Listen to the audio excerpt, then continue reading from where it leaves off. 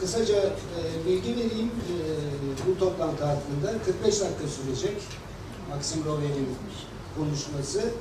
Ondan sonra da yarım saat sizlerden eğer soru gelirse o soruların cevaplandırılmasına ayrılacak. Dolayısıyla 4:30 civarında toplantıyı sona erdireceğiz. Daha fazla uzatmamız da mümkün değil. Simultane çeviri o süre içinde ancak mümkün olabilecek. Ondan sonra Maxim'e sordum. Kendisi de kabul etti, lütfetti. Eğer kitap imzalatmak isteyenler olursa onu da hemen burada gerçekleştirebileceğiz. Onu da haber vermekte yarar var diyorum. Hepimiz Maxim Rover'i dinlemeye geldik buraya. Dolayısıyla onun zamanından ve konuşmasından çalmak istemiyorum. Yalnızca iki önemli kitabından söz edeceğim, özel bir neden yüzünden. O da 2010 yılında yazmış olduğu Spinoza, Var Olmak İçin Yöntemler adlı etika temelli mükemmel felsefe kitabından söz ediyorum. Kitaptan önce yayınlanmış. Kitabın önemi şurada, yani sizleri ilgilendireceğini düşündüğüm için söylüyorum. Bu kitap şu sırada çevriliyor. Bu kitabı 1 yıldır çevirmeye çalışıyoruz. Çevirmenleri sürekli değiştirmek zorunda kalıyoruz. Yetiştiremedik Maxim'in bu gelişine. Umarım bir dahaki gelişine eğer kitapta denk düşerse, Maxim çok uzatmazsa arayı buraya gelmek için kitapta eğer o ana kadar çevrilebilirse bir dahaki sefere onları buluşturma imkanımız olacak. Bir de belki başka kitabı buluşturma imkanımız olacak. Önemli bir kitap olduğunu düşünüyorum. 2019 yılında, geçen yıl yayınlanmış olan Maxim Rover'in son kitabı, adı Budalaları Ne Yapmalı? Zor soru. Ne yapabileceğimizi bilemiyoruz onları tabii. Ama alt başlığı da Maxim Rover'in kitabının ilginç, o da diyor, kendimiz bir budala olarak kalmamak için budalaları ne yapmalıyız? Dolayısıyla budalalığın hakim olduğu bir dünyada budalalaşma olasılığının da çok yüksek olduğunu kabul etmek gerekecek. Heyecanla bekliyoruz Maxim'in bu kitabında. Bu kitabın yayın hakları da şu sırada kolektifte, Aja Kolektifi, bir kez daha bunun için de tebrik etmekte yarar var diyorum. Ve sözü Maxim Rover'e bırakıyorum bize.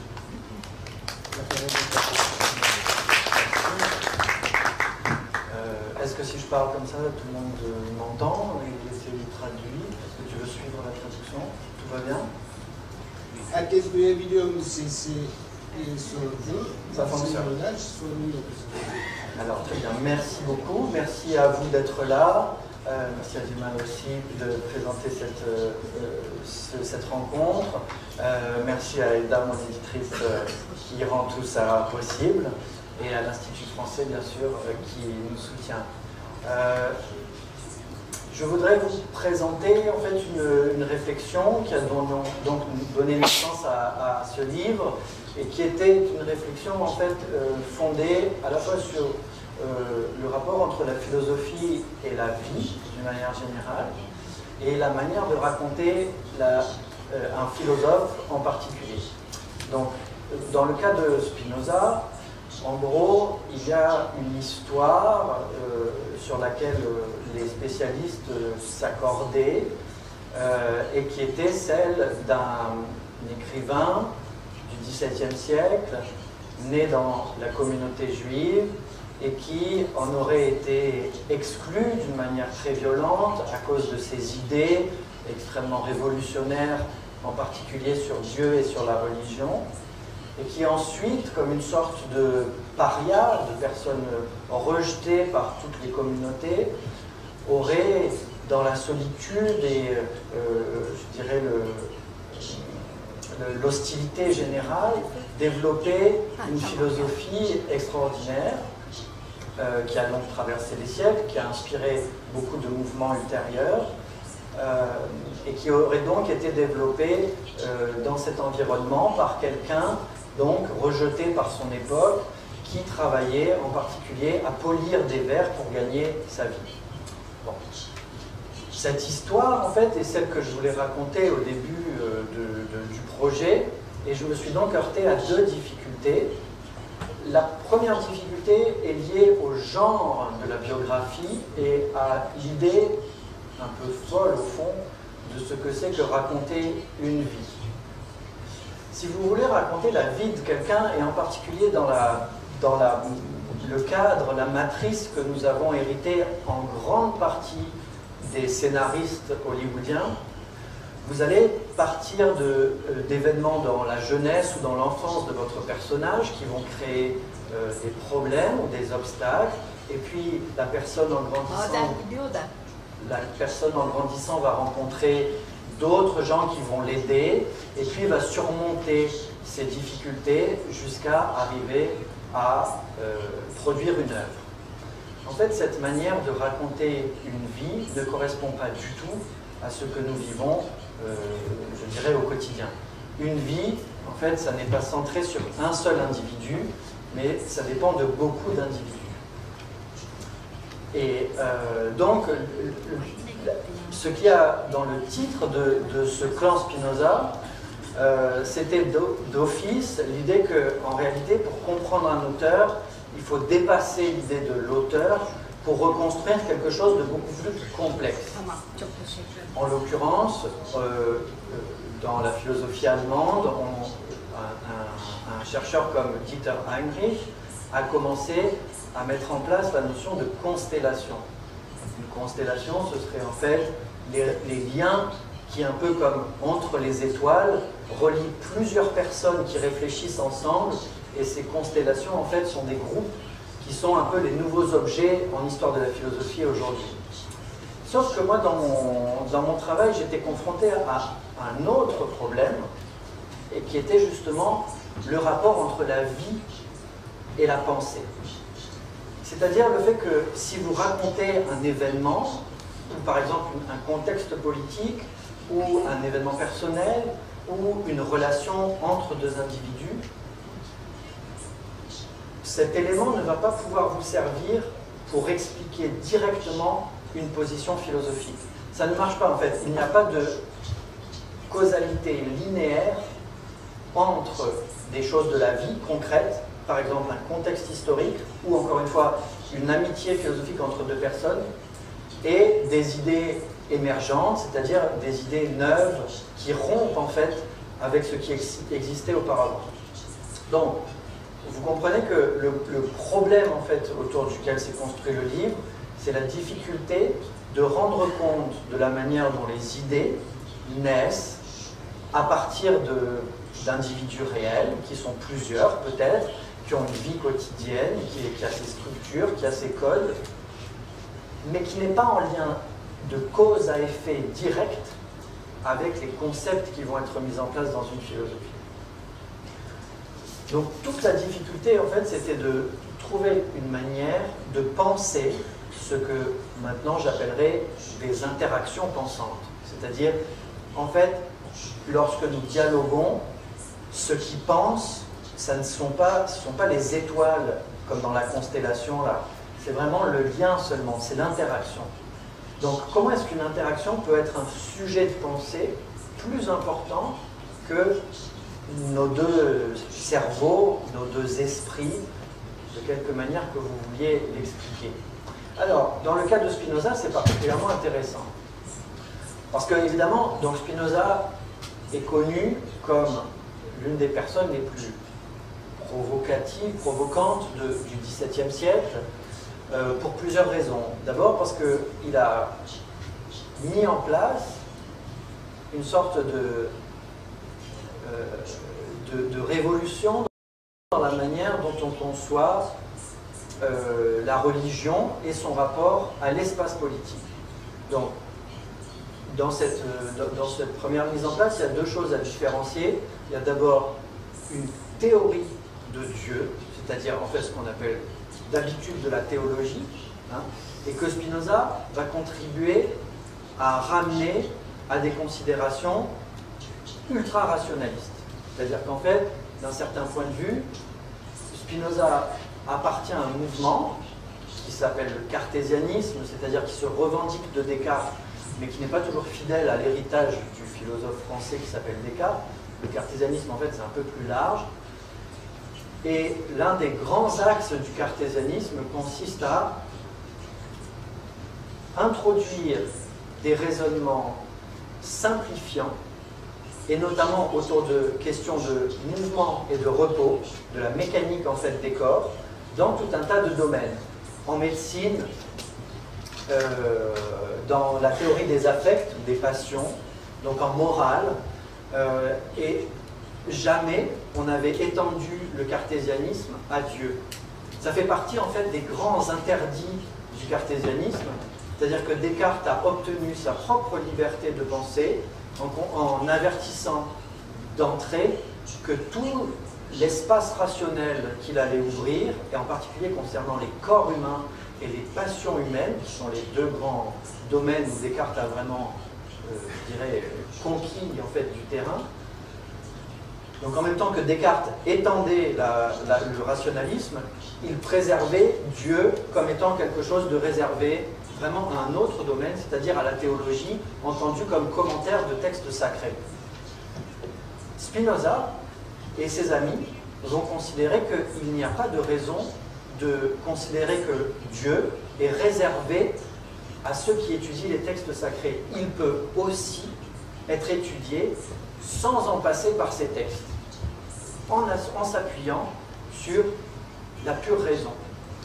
Alors évidemment, cette position donne lieu à des interprétations extrêmement divergentes.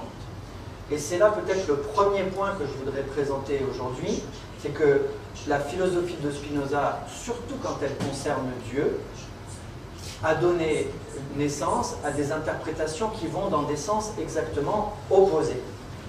Et ce qui m'a intéressé en fait et qui a donné un peu naissance au livre, c'est que parmi ses amis, il y a déjà presque toutes les interprétations possibles. C'est-à-dire qu'il y a ceux qui considèrent que finalement, considérer Dieu d'un point de vue strictement rationnel, c'est revenir à l'essence de la religion. Il y a ceux qui considèrent que considérer Dieu de cette manière, c'est simplement compatible avec la religion, même si la religion, elle est fondée par d'autres, je dirais, modes de vérité. Donc, il y a une troisième interprétation qui considère que cette manière de faire de la philosophie et de parler de Dieu affronte de manière directe, frontale, je dirais, la vérité telle que les théologiens la présentent. En réalité, encore une fois, je pense que l'un des propos de Spinoza, c'est de développer une philosophie qui s'articule autour de la notion de concorde. Et la notion de concorde, c'est un petit peu plus fort que l'idée d'accord, puisque ça signifie en fait qu'il est possible de ne pas s'affronter sans être complètement d'accord. Et donc, la théorie de Dieu chez Spinoza, elle est d'une grande souplesse, puisqu'en réalité, elle est faite de telle manière que les différentes interprétations puissent se déployer.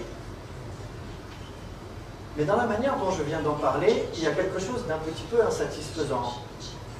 Vous comprenez que j'en parle comme si, au départ, Spinoza présentait une idée originale, peut-être géniale, peut-être jamais vue en Europe,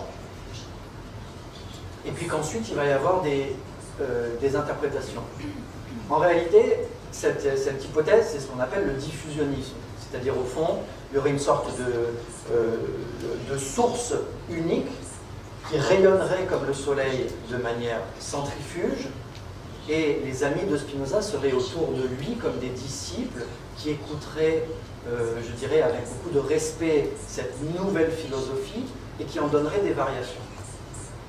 En réalité, c'est typiquement le genre d'illusion rétrospective qui est produite par le fait que nous autres, historiens de la philosophie, nous arrivons toujours dans le passé à partir des textes. Et comme les textes de Spinoza ont été les plus traduits et donc sont les plus connus, nous attribuons à tous ses amis un rôle secondaire dans la production de sa pensée. Mais en réalité, nous le savons bien, les idées, elles nous viennent d'abord sous une forme légèrement incertaines, légèrement mal formulées, et puis c'est en les travaillant et en les retravaillant qu'on va réussir à obtenir une forme beaucoup mieux construite, beaucoup plus claire. Donc, sans retirer à Spinoza le mérite d'avoir formulé certaines idées d'une manière extrêmement claire, on peut aussi redistribuer les cartes parmi ses amis, parce que c'est en réalité parmi ce groupe, et d'ailleurs pas seulement parmi ses amis, mais aussi parmi ses adversaires, ses ennemis, ceux qui le contredisent. En fait, dans tout un clan là, de personnes qui échangent entre elles, que vont se fabriquer ces nouvelles idées. Et donc, vous voyez, contre le diffusionnisme d'une idée géniale qui donne ensuite naissance à des interprétations, il faut plutôt penser qu'il y a des idées provisoires qui naissent de manière un peu désordonnée et qu'à un moment, l'amitié, mais aussi la lutte contre certains adversaires, mais aussi les suggestions qui viennent des adversaires, mais aussi les contraintes qui viennent de la loi. Enfin, tout cet ensemble d'éléments va finir par se cristalliser dans un texte que nous, historiens, nous allons récupérer, traduire, commenter. Mais donc, l'idée que derrière le texte, il n'y a pas un seul auteur, mais il y a tout un clan, c'est ça l'idée centrale du clan Spinoza. C'est-à-dire qu'il va falloir vraiment penser à redistribuer la naissance des idées parmi en fait une multiplicité de personnes. Alors, là où ça devient vraiment intéressant, c'est qu'il se trouve que ces personnes travaillent dans des champs extrêmement différents du savoir. Il y en a qui sont médecins, il y en a qui sont physiciens, qui étudient les étoiles, il y en a qui sont métaphysiciens, il y en a qui sont théologiens au sens d'étude des textes sacrés. Il y en a qui étudient l'hébreu, il y en a d'autres qui étudient le Nouveau Testament. Il y en a qui font des réunions, disons, de croyants pour discuter de la religion et de questions comme de savoir si une religion peut se passer d'institutions, par exemple.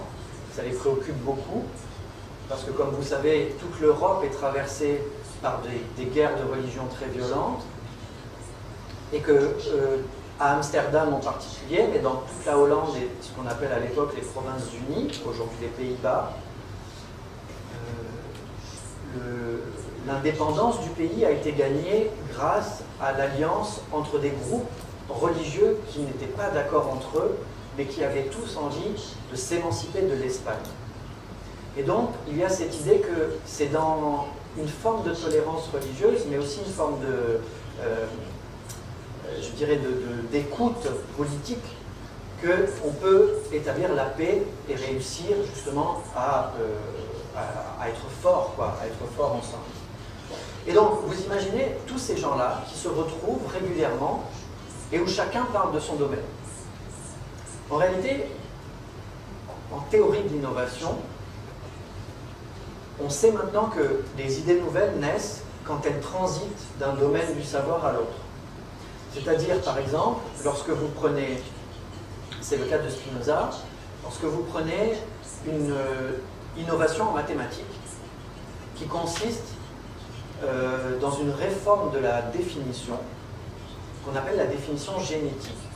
C'est très simple, en fait, en peu de mots, vous pouvez définir le triangle comme une figure à trois côtés, ça c'est ce que fait Euclide.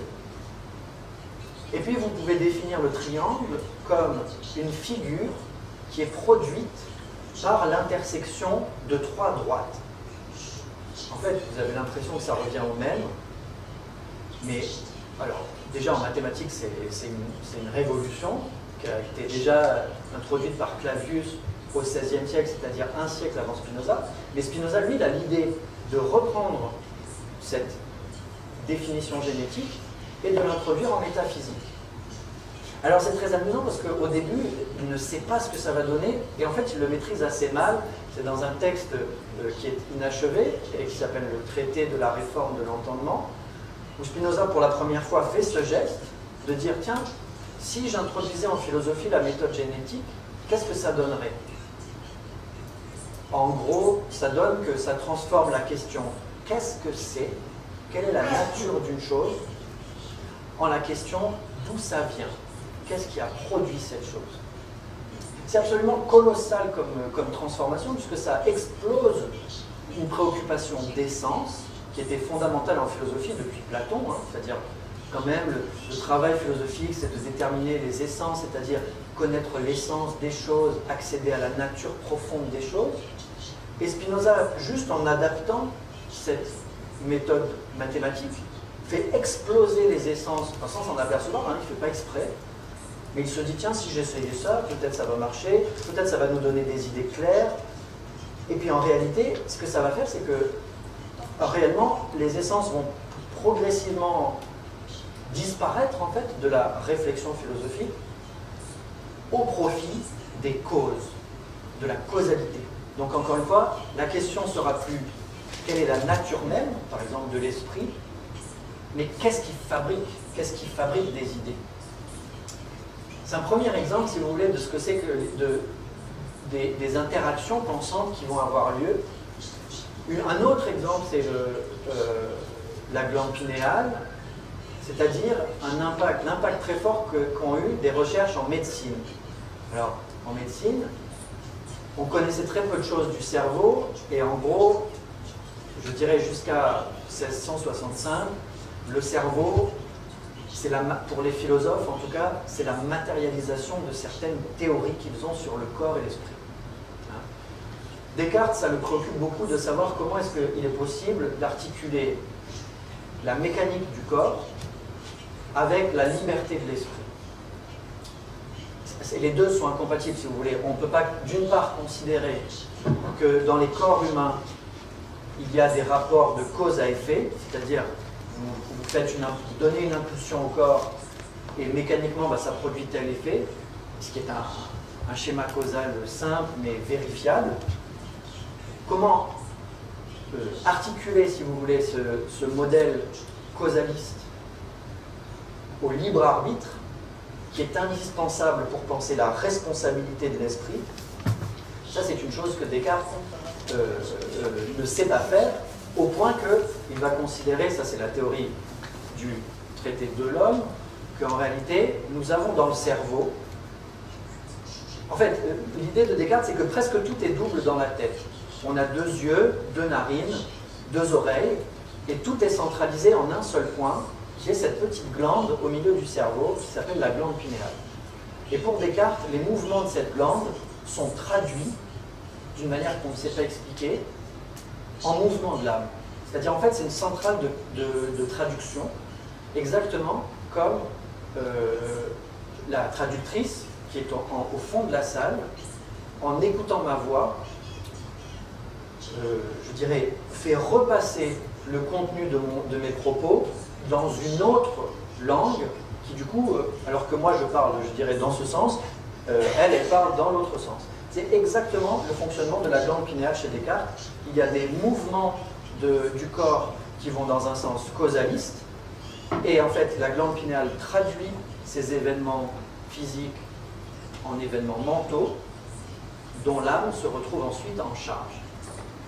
Eh bien, au temps de Spinoza, en fait, sous les yeux physiquement de Spinoza, un Danois qui s'appelle Sténon, qui est une figure extrêmement sympathique, parce que lui, c'est un peu le cartésien sceptique, c'est-à-dire celui qui est médecin, mais qui se dit quand même que les théories cartésiennes sont intéressantes, mais ne tiennent pas debout. Et surtout, il a une particularité, Sténon, c'est qu'il est très doué de ses mains. En fait, il sait découper d'une manière particulièrement habile. Et donc, Sténon et Spinoza vont se retrouver à Leiden avec des corps humains qu'ils vont pouvoir ouvrir et dont ils vont scruter le cerveau. Or, Sténon, qui est très délicat, va montrer à Spinoza que si Descartes a pensé que la glande pinéale bougeait, c'est qu'il a tout détruit autour.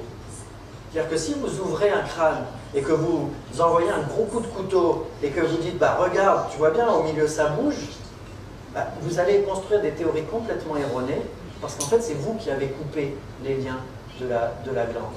Et donc, Sténon va montrer qu'en réalité cette petite glande, elle est attachée, qu'en réalité elle ne peut pas bouger comme Descartes le pense, et si la glande pinéale ne bouge pas, mes amis, tout est changé. C'est-à-dire qu'on ne peut plus articuler le corps et l'esprit comme Descartes avait pensé le faire, d'une manière extrêmement simple en fait. C'était très intelligent, c'était très malin, mais c'est faux. C'est expérimentalement faux. Donc, à partir de là, Spinoza est vraiment dans l'embarras parce qu'il se trouve avec, comme tous ses amis, avec un modèle médical qui est caduque, et avec Sténon qui dit, vous savez, c'est un très beau, c'est le début de son discours sur l'anatomie du cerveau, c'est un texte qu'il prononce à Paris en 1665, et il commence ce discours en disant, vous m'avez invité pour vous parler de l'anatomie du cerveau, et je viens vous dire publiquement que je n'y connais rien. C'est un très fort moment dans l'histoire de la pensée, puis dans l'histoire de la médecine, parce que Sténon réintroduit en fait en médecine, et surtout en anatomie, la question du doute. C'est-à-dire, vous savez, je ne sais même pas vous le décrire, parce que le cerveau, c'est très compliqué, c'est mou, ça se ramollit. Pour dessiner un seul cerveau, il faut découper 3 crânes, parce qu'en fait, les cerveaux s'affaissent. Donc, une fois qu'ils sont hors du crâne, vous commencez à dessiner, puis vous le voyez s'effondrer, et donc il faut en prendre un autre pour recommencer à lier ça. Enfin, il y a des contraintes techniques comme ça terribles. Et à partir du moment où on ne sait pas même regarder un cerveau, c'est-à-dire qu'on ne peut pas le décrire, alors il va falloir repenser entièrement la métaphysique de l'être humain. Donc, dans ce cas, c'est un autre cas, si vous voulez, d'échange entre Spinoza et ses amis, puisqu'en réalité, là, ce n'est pas exactement, je dirais, l'adaptation ou la translation d'une technique ou d'une pensée mathématique, hein, comme je disais tout à l'heure, de la définition génétique qui sort de son cadre pour être appliquée à un autre domaine. Là, c'est encore autre chose, c'est un cas où on a une découverte en médecine, ou plus exactement une non-découverte, parce qu'on découvre qu'on ne comprend pas en fait. Et une fois que vous acceptez que la médecine a évolué, et en réalité vous vous apercevez que votre métaphysique ne tient plus debout. Et comme vous le savez, ça va donner lieu chez Spinoza à cette phrase très importante, c'est dans l'éthique, dans le scoli de la proposition 2 de la 3e partie, nul ne sait jusqu'à présent ce que peut le corps. Qui est en fait une citation presque littérale de ce que l'ami Sténon a dit à Spinoza. C'est-à-dire, tu vois bien que moi-même, je ne sais pas ce qui se passe dans un cerveau. Donc il va falloir, je dirais, accepter ce flou sur la mécanique du corps pour recomposer complètement le problème du dualisme cartésien qui était un problème entre le corps et l'esprit. C'est-à-dire que, comme je vous l'ai dit tout à l'heure, le problème que Descartes a voulu traiter et que ses successeurs dont ses successeurs ont hérité, c'était le problème de savoir comment est-ce que l'âme peut agir sur le corps et comment est-ce que le corps peut influencer l'âme. À partir du moment où vous n'avez plus de traductrice simultanée,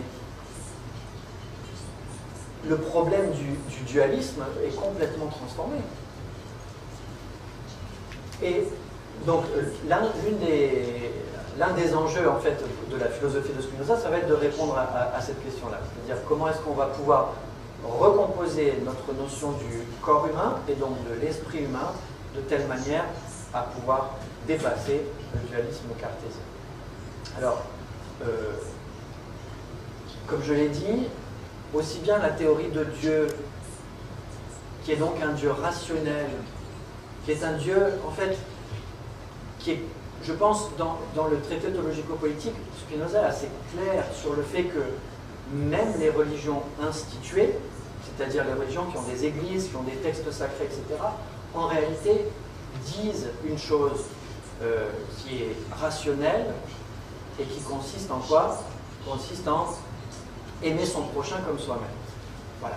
En fait, pour Spinoza, il y a une vérité strictement rationnelle de la religion, mais comme vous le comprenez, en fait, elle est relativement simple. Et donc, en ce sens, elle peut être commune à la raison et au texte sacré à partir du moment où, je dirais, on apprend les méthodes. On apprend les méthodes pour lire les textes sacrés ou les méthodes pour développer des raisonnements rationnels.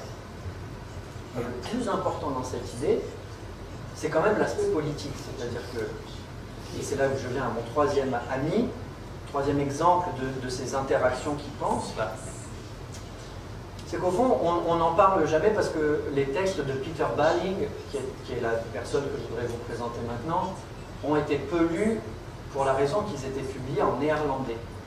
Et donc, comme les universitaires sont très paresseux, comme on parle grec, latin, anglais, on apprend rarement le néerlandais. Mais en réalité, je dirais, l'interaction plutôt, qui a été la plus décisive pour Spinoza, ce sont ces échanges avec Balling et Yelles, qui sont deux de ses amis, qui participent à une sorte d'activité très particulière qu'on appelle les collèges.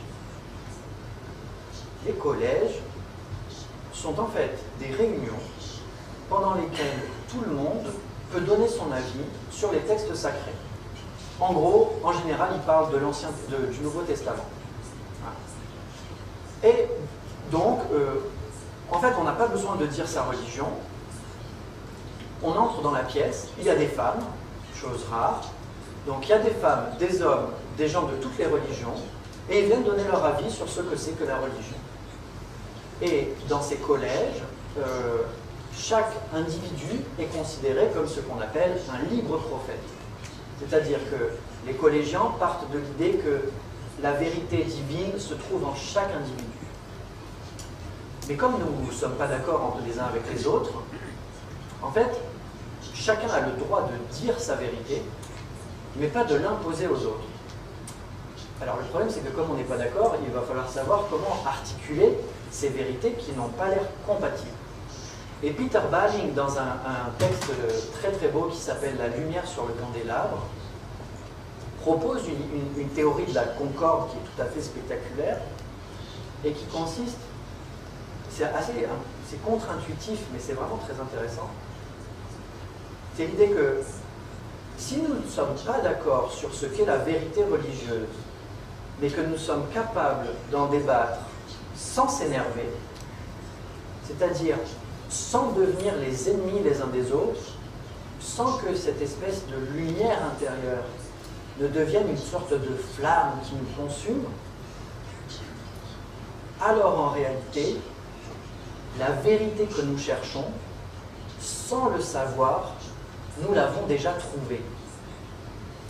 Donc vous comprenez que chez Balling, il y a une sorte de pirouette, enfin de jeu en fait, entre la théorie et la pratique.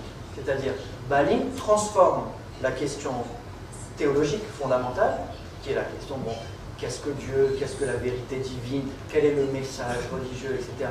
Comment comprendre les textes sacrés, qui sont les questions fondamentales de la théologie. En fait, Balling propose de continuer à les brasser,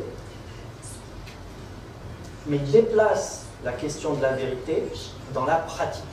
C'est-à-dire, il y a des questions théoriques, qui sont les questions de la théologie, mais la vérité religieuse est en réalité une vérité pratique.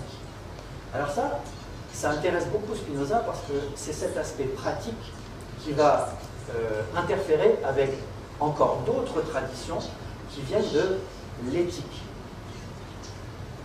L'éthique, en fait, comme science, je dirais, du comportement humain.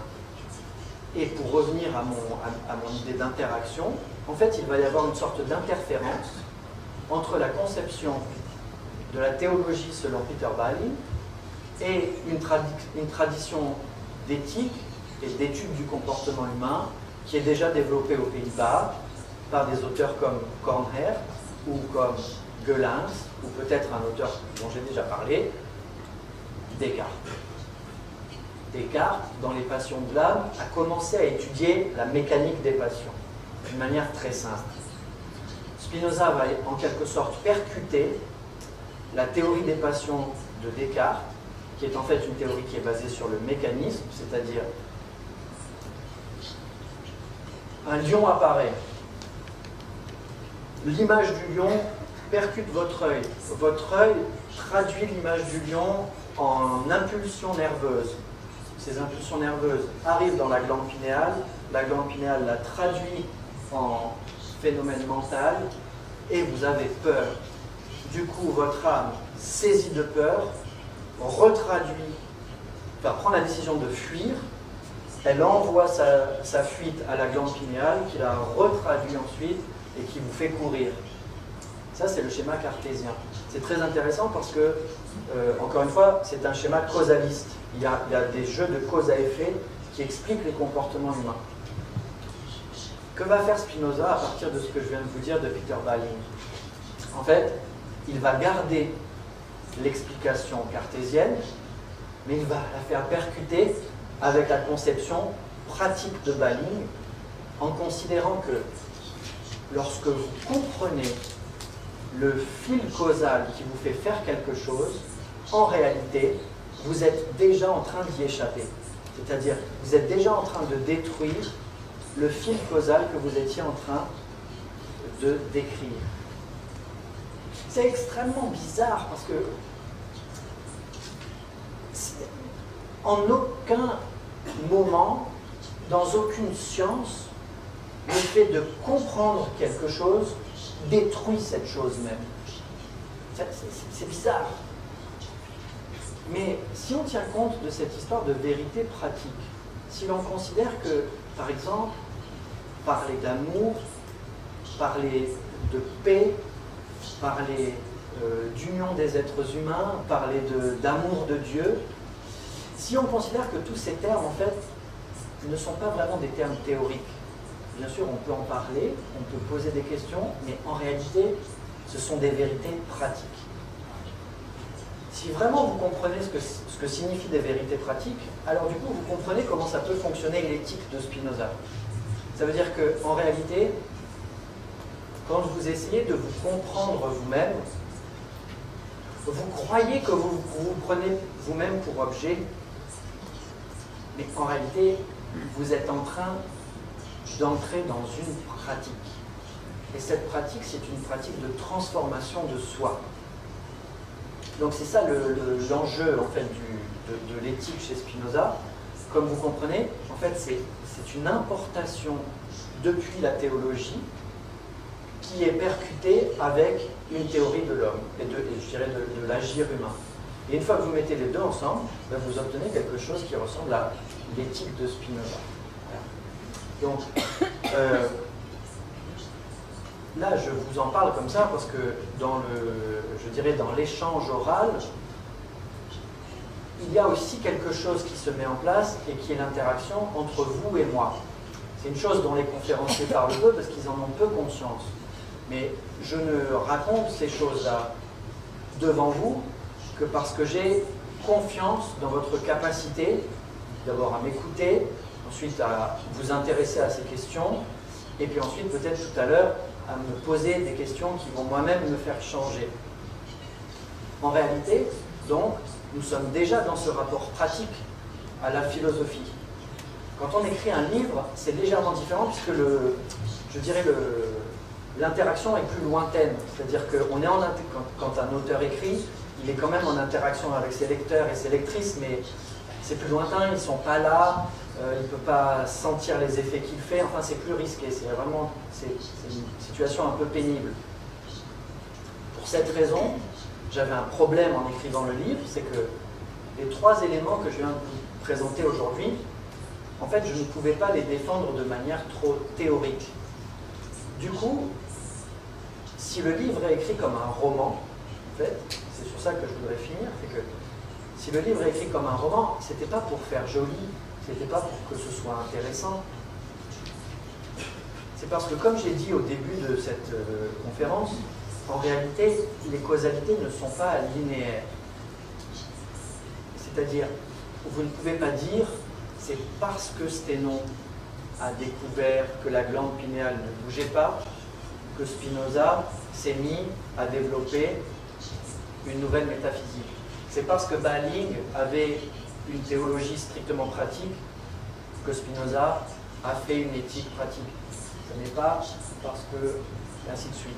C'est-à-dire que ce n'est pas possible de tirer le trait d'une manière aussi rapide que je l'ai fait aujourd'hui. En fait, parce qu'il y a plus d'embranchements. C'est légèrement plus complexe. C'est d'où l'intérêt d'écrire des gros livres, n'est-ce pas, parce qu'il est un peu volumineux. Mais le but du jeu, c'était de faire en sorte que, avec les techniques du roman, on puisse arriver, enfin, je puisse arriver à vous faire partager une impression générale que moi j'ai à partir de toutes ces lectures, en fait. Et on voit le lien, mais on ne peut pas vraiment le dire. On ne peut pas le dire en une fois. Et donc, dans le livre, j'ai utilisé une technique qui est bien connue dans les séries, parce que comme vous savez, dans les séries, on fait des cuts en permanence dans les scénarios, c'est-à-dire on prend beaucoup de trames narratives, hein, on suit plusieurs personnages à la fois qui ont plusieurs types de problèmes, et dans un seul et même épisode, vous allez voir un premier personnage qui vit quelque chose, hop, vous avez un cut, et puis vous reprenez l'histoire de sa mère ou de son cousin ou de, je sais plus, qui se passe ailleurs, et vous suivez encore un petit peu, et hop, il y a à nouveau un cut, et ainsi de suite. Et bien c'est exactement cette technique de cut que j'ai suivie pour écrire le clan Spinoza, pour essayer de reconstituer, pas de reconstituer, pour essayer de faire en sorte que l'arbre des embranchements se reconstitue sans que moi je le dise en vous, c'est-à-dire dans les lecteurs. Donc ce n'est pas moi qui explicite les liens de causalité, moi je mets les graines en fait et elles poussent dans les lecteurs. C'est comme si je mettais en place les éléments et ensuite ce sont vos connexions neuronales qui vont les joindre. C'est ça en fait l'idée. Du coup, ça donne un rapport au lecteur beaucoup plus... où en fait on est beaucoup plus à égalité, puisque en fait il y a une partie du livre qui est faite par les lecteurs. Parce que c'est à vous d'être intelligent. À un moment dans le livre, je rappelle que de toute façon les lecteurs n'ont qu'un seul devoir, c'est de réfléchir en fait. Il faut réfléchir en lisant. C'est pas grave de ne pas finir le livre, c'est pas grave d'aimer ou pas aimer le livre. L'important c'est qu'au moins ça vous fasse réfléchir, c'est-à-dire ça vous fasse produire des idées. Et je pense que d'une manière générale, au fond, si Spinoza est lu partout dans le monde aujourd'hui, nous on s'est rencontrés en Amérique du Sud, j'ai travaillé longtemps au Brésil, maintenant je suis de retour en Europe, je vais un peu travailler au Canada, dans des endroits très différents, des personnes très différentes lisent un même texte. Mais en fait ça c'est un peu une illusion. Il y a un texte commun, mais ce que ce texte fait penser est à chaque fois complètement original.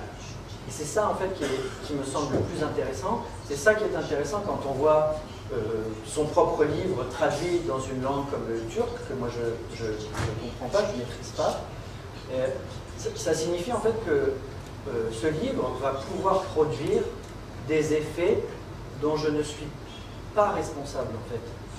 C'est-à-dire, c'est vous qui allez pouvoir fabriquer des choses qui en fait n'ont rien à voir avec l'auteur. Et c'est en fait c'est pas qu'elles ont rien à voir, mais elles sont ce que j'appelle des interactions pensantes. Ça veut dire, c'est pas moi qui l'ai fait, c'est pas complètement vous, c'est en fait, il va y avoir des interférences, et ces interférences, en fait, ça va produire de nouvelles idées. Voilà. C'est ça, en fait, l'idée, le projet du livre, c'est de fabriquer le plus possible des interférences qui vont nous amener à réfléchir ensemble, et encore une fois, ensemble, ça ne veut pas dire selon ce que j'appelle le modèle du pingouin, c'est-à-dire les pingouins, comme vous savez, contre le froid, ils se mettent les uns contre les autres, et puis ils sont tous comme un seul corps. C'est pas ça la concorde selon Spinoza, c'est pas ça la démocratie justement. La démocratie, c'est de continuer à être très différents les uns des autres, mais comme disait Peter Balling, interagir ensemble sans trop s'énerver, sans trop se détester, même quand on s'énerve un petit peu, parce qu'en réalité, c'est dans cette pratique d'être ensemble, en fait, qu'on va pouvoir produire des pensées toujours plus intéressantes et toujours plus porteuses de paix. Voilà ce que je voulais partager avec vous aujourd'hui. J'attends vos questions. Merci de votre attention.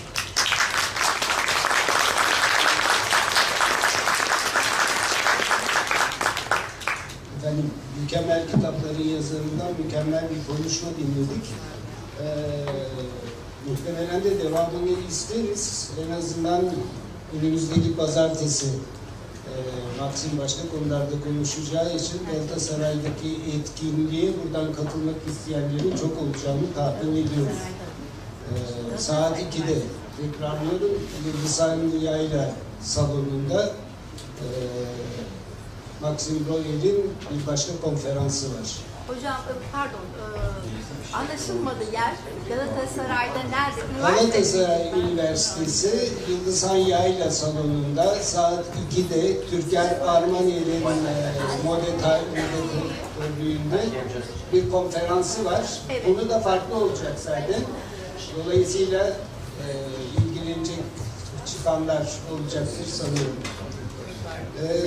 Şimdi sorulara geleceğiz ama bu ne herhalde dolaştırmak var mı? Tamam efendim. Soru sormak isteyenler ilk soruyu soracak gönüllüler var. Şöyle bir bakıyorum. Yani kadınlar önce biliyorsunuz. Başka soru soran olursa yoksa çaresizce size vereceğim. Yok efendim göremiyorum ben arkaları pek ama. O zaman buradan başlıyoruz.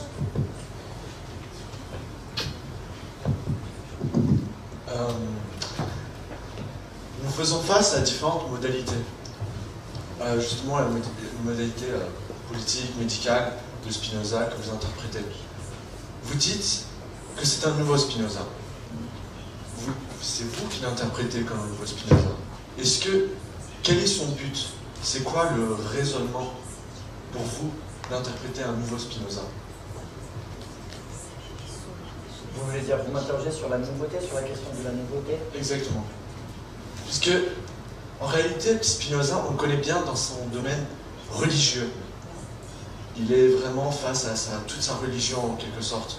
Donc, on dirait que vous ne l'introduisez pas trop dans ce domaine-là, et que c'est plutôt d'un intérêt politique, ça je suis d'accord, mais médical. Pourquoi il y a des changements, on va dire?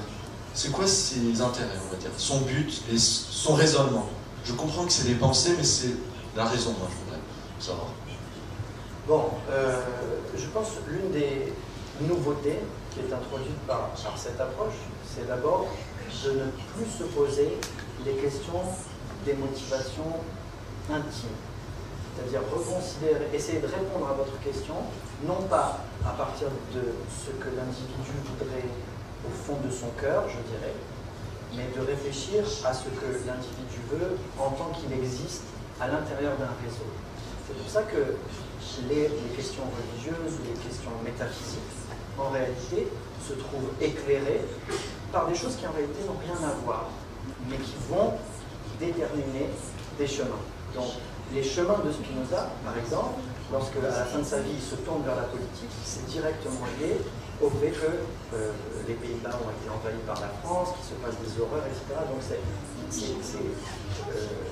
ça pousse des racines dans l'actualité historique. Le projet lui-même de Spinoza, qui fait en fait l'unanimité parmi ses amis, c'est en gros, comme il dit dans un des textes de sa Genèse, de comprendre l'union de l'esprit humain avec la nature tout entière. C'est-à-dire qu'en fait, ces gens-là, qui se disent des cartésiens, ont pour projet de tout comprendre parce qu'ils sont convaincus que tout est intelligible dans l'univers. Et comme je l'ai dit aujourd'hui, l'une des innovations de ce groupe, c'est de considérer que même Dieu est intelligible. C'est-à-dire qu'on peut comprendre Dieu. Ce n'est pas nécessairement un mystère inexplicable. Au contraire, Spinoza essaye, et il n'est pas le seul parce que l'un de ses amis, Adrien Courba, va faire la même chose, ce sont des gens qui veulent démontrer Dieu. Ils ne sont pas les premiers, il y en a plusieurs au Moyen-Âge qui démontrent l'existence de Dieu, mais eux ne veulent pas seulement démontrer son existence, ils veulent démontrer je dirais, ses propriétés, comme si Dieu était un objet mathématique. Voilà.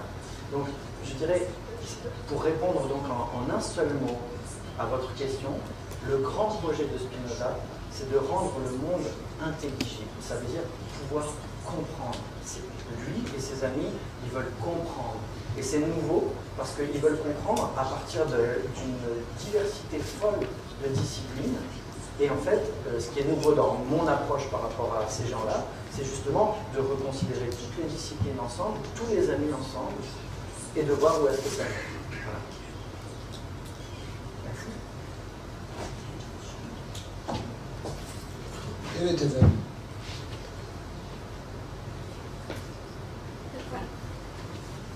Mikrofon geliyor.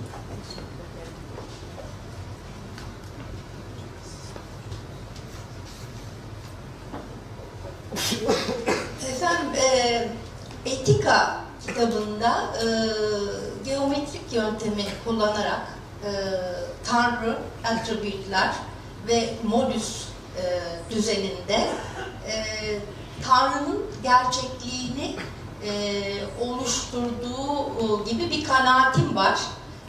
Bu doğru mudur? Teşekkür ederim.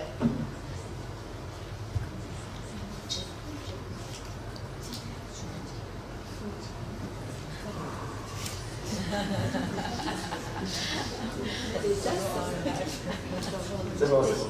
On y va, on y va. Oh, non, mais ce qui m'amuse, c'est que là, c'est hardcore. Donc, on part en métaphysique pure. Ok. Alors, on y va.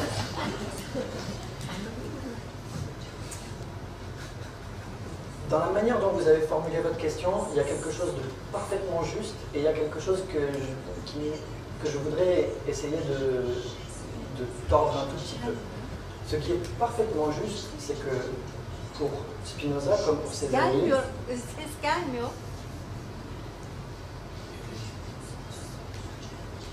Oui, vous entendez? Çok az geliyor. Tamam, baştan alabilir miyiz? Aradakileri kaçırdım. Çok özür dilerim.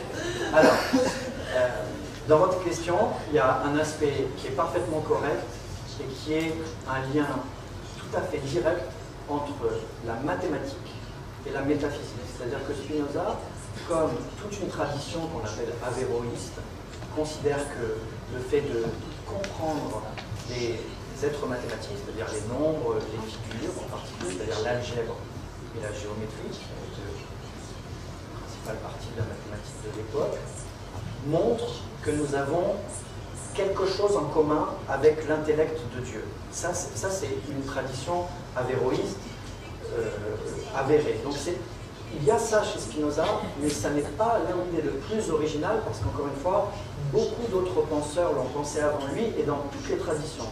Averroès est musulman, il y a aussi des juifs qui sont de cet avis, comme Del Medigo, Maïmonide d'une certaine manière, et il y a aussi des chrétiens qui partagent cette conviction. Donc la mathématique a un statut théologique très particulier. C'est vrai qu'il y a quelque chose d'étrange dans, je dirais, l'absolu des vérités mathématiques. Ce que Spinoza va transformer, c'est la chose suivante. En réalité, ce par quoi les mathématiques ont quelque chose à voir avec Dieu, c'est pas vraiment que ce sont les lettres de l'alphabet qu'il utilise pour employer une image qui vient de Galilée. Galilée croit que Dieu écrit le monde en langage mathématique. C'est comme ça qu'il fait. En fait, il crée l'univers et les lettres qu'il utilise pour écrire l'univers, ce sont les figures mathématiques, en particulier la géométrie chez Galilée. Chez Spinoza, non. Pourquoi? Parce que pour Spinoza, la mesure, c'est-à-dire le fait qu'on puisse faire la différence entre 1, 2, 3, 4, qui est la base de l'algèbre, mais aussi la limite, c'est-à-dire le fait qu'il y ait une différence entre un carré, un triangle et un cercle, autrement dit les fondements de la géométrie, sont tous les deux, c'est-à-dire les nombres et les figures, sont tous les deux imaginaires. Donc c'est ennuyeux parce que ça veut dire que la mathématique, ça n'est pas directement le langage de Dieu. En fait, c'est la manière dont les hommes se figurent le langage de Dieu. Donc, comment est-ce que ça nous prouve l'existence de Dieu? Eh bien, c'est très simple, c'est qu'en réalité, chez Spinoza, il va y avoir un raisonnement réflexif. Vous savez, j'ai envie de vous citer un truc, ça n'a rien à voir, mais c'est une si belle phrase que vraiment ça peut vous éclairer. Dans un film de Tarkovsky qui s'appelle Solaris, à un moment, l'un des personnages dit « Les humains veulent un contact, ils n'ont besoin que d'un miroir ». C'est une très belle phrase parce que Le projet de Spinoza, c'est un peu ça, c'est-à-dire, vous voulez comprendre l'existence de Dieu, cessez de le chercher comme une chose à démontrer, c'est-à-dire un objet à démontrer à l'extérieur, comme Kant le dira un peu plus tard, ce n'est pas un objet à qui on peut attribuer l'existence, c'est pas comme ça que ça peut marcher. En revanche, chez Spinoza, à partir du moment où vous existez, vous avez conscience de votre existence, ça c'est une chose que Descartes avait montré avant lui, mais pour Spinoza, l'existence, ça, c'est infini, ça ne peut pas mourir, ça ne peut pas être créé, autrement dit, ça correspond à ce qu'on appelle d'habitude Dieu. Donc en fait, la grande révolution de la métaphysique de Spinoza, ce n'est pas de démontrer Dieu, c'est de faire en sorte que Dieu soit une chose non seulement démontrable, mais indubitable. Non seulement indubitable, mais une chose que tout le monde sait. Vous savez parfaitement ce qu'est Dieu, aussi bien que vous savez ce que c'est que l'existence. Et vous savez ce qu'est l'existence parce que vous savez que vous existez. Alors, ça va donner à Dieu un statut un peu bizarre, puisqu'en fait, c'est à la fois très très simple, mais c'est un niveau de simplicité tellement élémentaire, en fait, que le terme va devenir difficile à utiliser. Et bien sûr, une partie de ceux qui vont le lire vont considérer que, en fait, c'est de l'athéisme, puisque une fois qu'on définit Dieu comme ça ne va plus coller avec les textes sacrés. Donc ça va beaucoup embêter une partie des théologiens, puisqu'ils vont dire non mais ça, ce Dieu-là, ça n'est pas du tout compatible avec ce qu'on nous dit dans la Bible. Donc il va y avoir besoin d'une autre théologie, celle qui est développée dans le traité théologico-politique, où Spinoza essaie d'expliquer, non mais ça, le Dieu des textes sacrés, c'est un Dieu d'amour. Ça ne s'appuie pas exactement sur la notion d'existence, ça s'appuie sur la notion d'amour. Donc c'est tout à fait autre chose et ça ne peut pas fonctionner de la manière. Donc, je pense que c'est déjà une réponse suffisamment développée sans qu'on entre. Mais j'espère vous avoir un peu donné des éléments pour réfléchir à cette question difficile. Merci de la question. Thanks. Efendim, başka soru?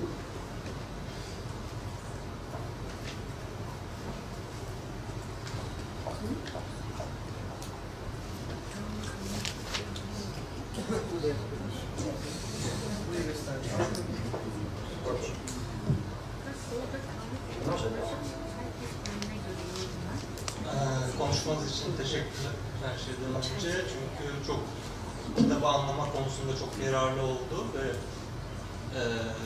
yani Spinoza'nın eserleri ve yaşamı hakkında gerçekten bunu Spinoza'nın kendi eserine uyguladığı şeyi siz de kendi kitabınıza uyguluyorsunuz bir nevi. Çünkü Spinoza'yı okuduğunuzda özellikle o aklın ıslanın incelemesini okuduğunuz şey sadece felsefe değil, aynı zamanda bir yaşam biçimi.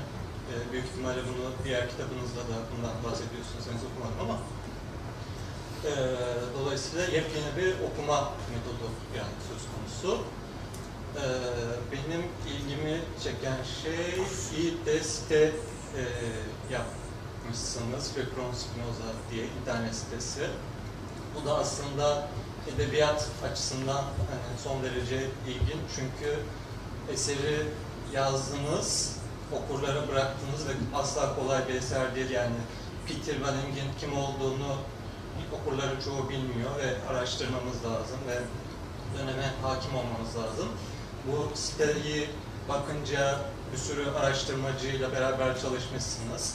Sorulardan bir tanesi bu araştırmacılarla nasıl bir yöntem izleyerek bu siteyi oluşturdunuz? İkincisi okurlara bıraktığınızı söylediniz bir nevi düşünme, Spinoza üzerine düşünme yöntemini. Siz de okurlardan yani o siteden yani siz eseri yazdığınız, bitirdiğiniz okurlardan beslenmeyi düşünüyor musunuz? Yani siz yazar olarak bunu yazdığınız şeyi bıraktınız mı yoksa siz de bu interaksiyon, konsont dediğiniz şeye siz de dahil misiniz? Umarım açıktır ama. Merci de ces questions. Alors, vous en avez posé deux, je vais répondre à trois. Je voudrais insister d'abord sur un point qui est très important que vous avez bien résumé, et qui est le fait qu'en général, Spinoza, surtout quand on l'aborde par l'éthique, on considère que c'est un auteur très théorique. L'éthique, ça se présente comme donc c'est une sorte de traité mathématique, et donc ça se présente un peu comme une espèce d'architecture conceptuelle, abstraite, comme ça, qui serait un objet philosophique extrêmement loin de la vie.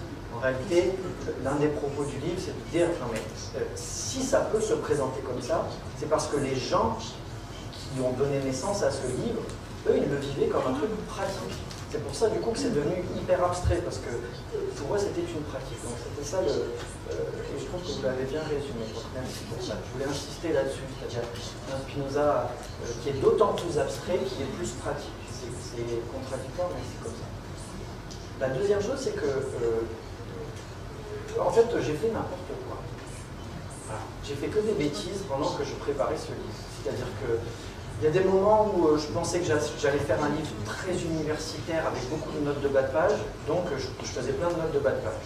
À d'autres moments, je me suis dit non, en fait, ça va pas être ça, ça va être un roman. Et alors pendant plusieurs mois, j'écrivais des chapitres entiers sans prendre de notes.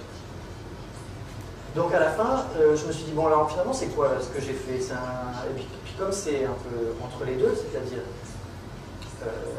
c'est un livre d'histoire et de philosophie qui utilise des techniques de roman, je me suis rendu compte que pour qu'il soit vraiment utilisable par des universitaires, il fallait quand même que je donne mes sources. Donc de là est née l'idée du site, parce qu'en réalité, comme le livre est quand même déjà gros, il y a des contraintes techniques auxquelles les gens ne pensent pas, mais si je rajoute les notes dans ce livre, ça rajoute 100 pages. Si je rajoute la bibliographie en plus, on a encore 50 pages. Si on rajoute 150 pages à ce livre, il passe les 30 euros. S'il passe les 30 euros, plus personne n'achète. Donc il y a cette arithmétique en fait de l'édition a fait que j'ai proposé à mon éditrice française, pour la première fois, de faire un site et de mettre toutes les notes sur le site.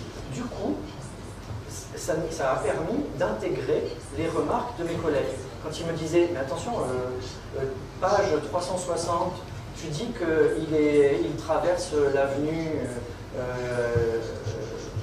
d'Artempion, mais en réalité, ou Istiklal, mais en réalité, il n'habite pas du tout Istiklal. Ils sont en plein Beşiktaş.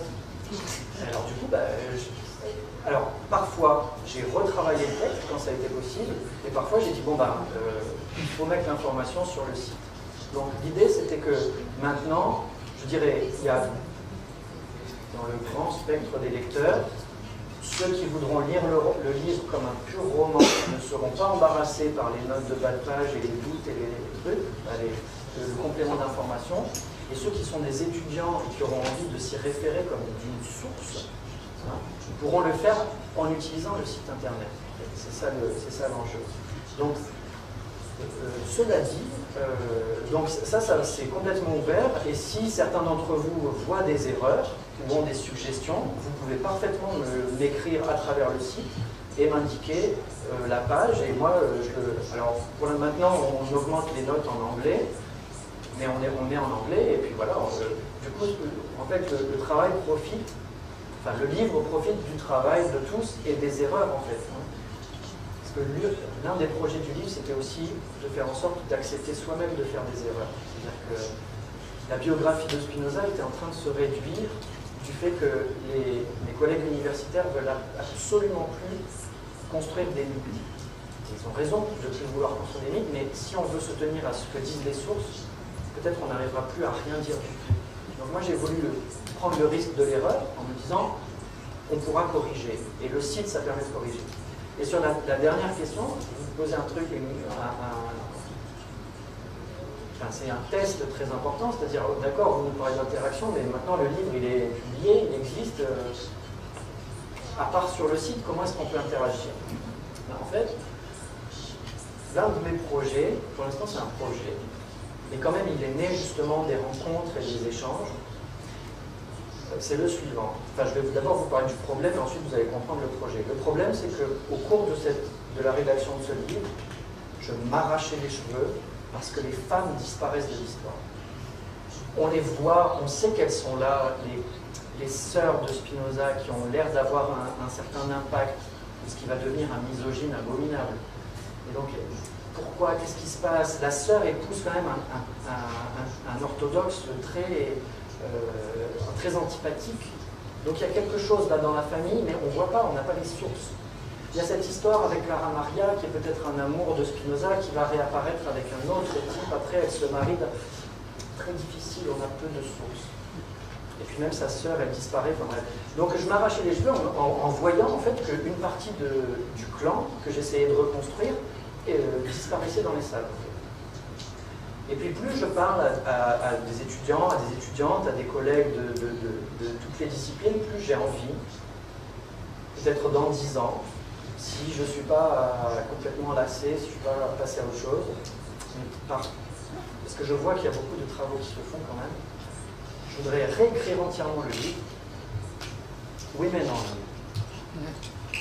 C'est-à-dire en refaisant le livre, en retournant comme un blanc, en mettant tous les hommes en arrière-plan et en n'ayant plus que des femmes.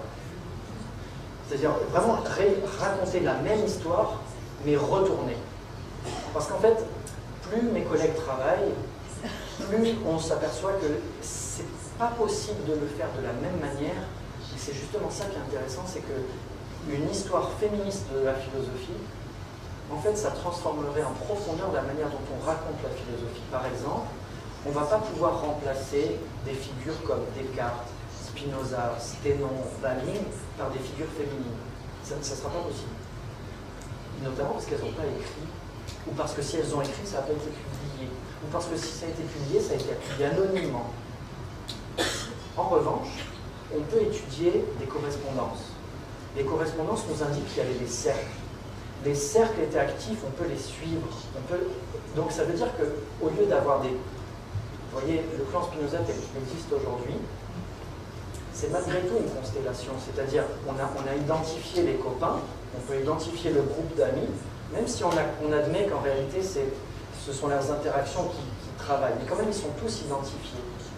Donc si on étudie les femmes, ça va être possible de laisser tomber complètement, je dirais, ces points névralgiques là, que sont les individus, et on va pouvoir étudier des mouvements beaucoup plus souples, et qui sont justement les groupes de femmes. En particulier, je vous en donne un exemple parce que c'est ce qui a attiré mon attention. Je me suis dit, mais ça c'est possible quand même de raconter. On a tendance à raconter la fuite des conversos, des juifs maranes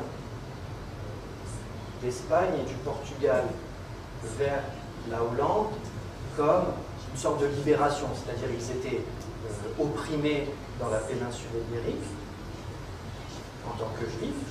Enfin, d'ailleurs, ils n'étaient pas juifs, ils étaient chrétiens convertis et puis parfois crypto-judaïsants. Et puis ensuite, ils partent et puis ils peuvent enfin vivre librement leur religion. Sauf que les femmes perdent énormément au change dans ce déplacement, puisqu'en réalité, les femmes dans une famille marane du Portugal, en fait, elles sont les piliers de la communauté. Ce sont elles qui vont enseigner aux enfants, quand ils ont l'âge de savoir tenir un secret, ce que c'est que le judaïsme. Donc en fait, elles ont un rôle absolument majeur dans les familles maranes.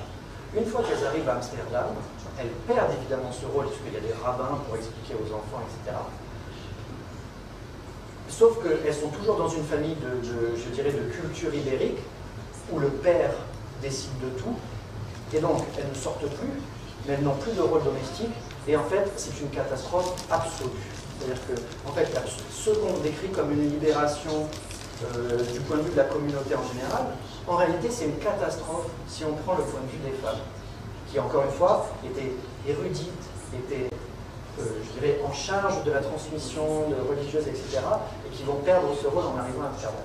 Donc c'est un des éléments qui me fait penser que si on se réunit, qu'on se met, je dirais, à 20 ou 30 chercheurs et chercheuses, et qu'entre nous, on brasse tout ce qu'on a sur les femmes qui circulaient qui pourraient permettre de raconter cette histoire, à la fin, on devrait pouvoir raconter, encore une fois, le clan Spinoza retourné comme un blanc avec Women on. Ça, c'est une des idées. Non, pour l'instant, mes collègues sont un peu dubitatifs, ils pensent qu'on n'y arrivera pas et tout, mais il faut peut-être attendre encore 10 ans et la recherche avance. Peki efendim, bu cevapla bitirmekte yarar var diye düşünüyorum. Zamanımız da doldu zaten. Ama soru sormak isteyenler varsa onları pazartesi diğer konferansa davet ediyoruz. Orada imkan bulabileceklerdir. Çok teşekkür ediyoruz bu güzel konuşma için.